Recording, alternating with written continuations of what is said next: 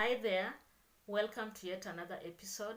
If you're coming across my channel for the first time, my name is Mary, and if you are a returning subscriber, as always, thank you for coming back and checking on my content. So here in my channel, we do talk about family, relationships, teenagers, and generally education. Today, I want us to divulge on an issue concerning the single mothers. So, I'm a single mother, and most of the time, I like having such conversations because I'm speaking out of experience. So, let's talk about the top three mistakes that are made by single mothers. And if you're a single mother who is in this audience, please you can add other mistakes that are made by single mothers. So the first mistake is not allowing your children to bond with the paternal side. So remember, any child has the two sides. They have the maternal side and they have the paternal side. So most of the times you'll find that most of the single mothers, and especially those that are single mothers or single parents, because of a relationship that went south or a marriage that ended in divorce, they tend to so much just block their children from accessing the paternal relatives. And sometimes I wonder, and I want us to think together, do you think it is wise? Is it wise for you as a single mother not to allow your children to bond with the other relatives? And here I'm talking about relatives from the father's side. And if you're a single mother, it may be hard on you. Maybe the reasons why you do not want your children to interact with the paternal side is because of the circumstances that led you to being a single mother. But at the long run, it is the interest of the children that you should be considering.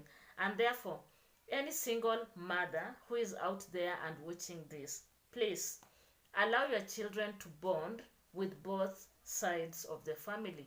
Let them bond with your family, that is the maternal side, which of course is very automatic, and also give them space to reach out to the paternal family and allow them to just understand their origin, understand their roots, understand where they come from, and if only the paternal relatives are interested. And if they are not interested, you can let it rest. Just let it rest. But if there is any interest from the paternal side, as a single mother, irrespective of what you are going through or what made you to become a single mother, whatever the circumstance, don't just block your children. Let them explore and let them just find out. I know I have a lot of friends that are going to disagree with me on this, but the truth is, these children deserve to know the other side of the family. And if an opportunity presents itself, single mothers, be open to it. Let them interact with their uncles, their aunties.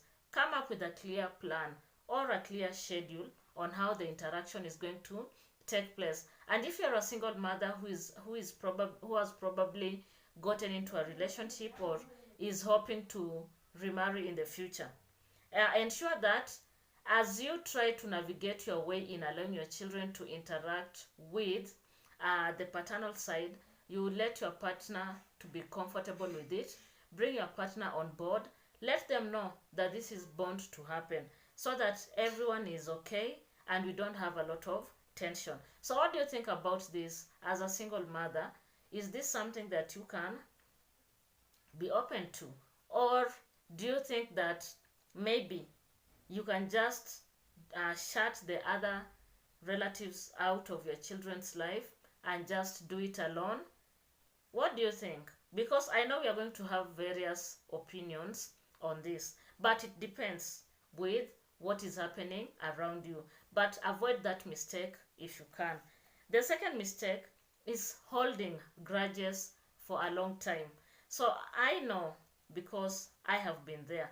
Most of the single mothers, healing is a process, and especially when you're hurt by a person who you knew very well, a person that you were in a relationship with, sometimes even for a very long time and such. So there are so many instances or incidents that can make you become hurt as a single mother, and it makes you hold that in your heart for a very long time. And if you're not very careful, you're going to have that grudge for a very, very long time. Sometimes even it can be like for the rest of your life. So as a single mother, no matter the situation, no matter what happened, you need to move on. You need to forget about the past. You need to just try and get all the positive vibes and ensure that you're moving towards healing, and eventually allow yourself, forgive yourself for the mistakes that you did, for the wrong choices that you made, and for anything that brought you into the circumstance or the situation that you are in. Because most of the time, when you are so bitter and you keep on holding those grudges in your heart, they may lead to a mental breakdown. And when I talk about mental breakdown, remember, you as a single mother, you are the sole caregiver, or rather the primary caregiver of your children. And if you have a mental breakdown, what is going to happen to your children? Who do you think is going to take care of them? And that is the time that you see some of these single mothers, they become so frustrated, and in the process they take all the frustration to their children. This is something that has happened. Statistics shows that we have a lot of women, single mothers around the world, that have even ended up killing their own children because of this bitterness. You know, allowing bitterness to just dwell in you for a very long time until it reaches a point where all those negative energy, the bad feelings that you have, you end up projecting them to the wrong people, and these wrong people are your children. So as if you are a single mother, please forgive, move on, forgive and forget. The Bible reminds us that forgiveness is part and parcel of our lives, and therefore we need to forgive no matter how bitter or how frustrating the situation is. You need to forgive and to move on. What do you think? Is this something that is practical? Do you think this is something that is possible? Is it doable? So please drop your comments on the comment section. The third thing, or the last mistake with most of the single mothers. So remember, by being a single mother, you have undergone all these kind of emotions. There are, first, maybe you are in love with a person, you ended up becoming pregnant, there's rejection, and then you end up becoming a single mother. In the process, what happens? Any normal human being is going to lose faith in humanity. And most of the single mothers, it is very hard for them to date. Like, to truly date, it becomes very hard. And the reason is because they are paranoid. And it is not their mistake. It is because of the circumstances that they found themselves in. So it will be very hard for a single mother to open up and be ready just to enjoy, being in a relationship, enjoy going out on dates, someone taking care of you. It becomes very hard. And remember, it is because of the situations and the circumstances. And mostly it is after you are hurt, you hold on for a very long time. So that is the third and very serious mistake that most of the single mothers do. So my dear single mother, remember, those children are going to grow up and get out of the nest. Who will you remain with? You'll need at least someone, a shoulder to lean on, someone to talk to, someone just to just to chat and all that. You need this other partner, and therefore be open to dating. Avoid being bitter for a long time. Avoid just shutting people down.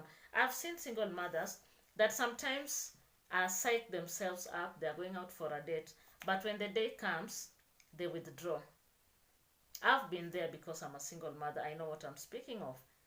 You end up withdrawing because you don't believe in true love.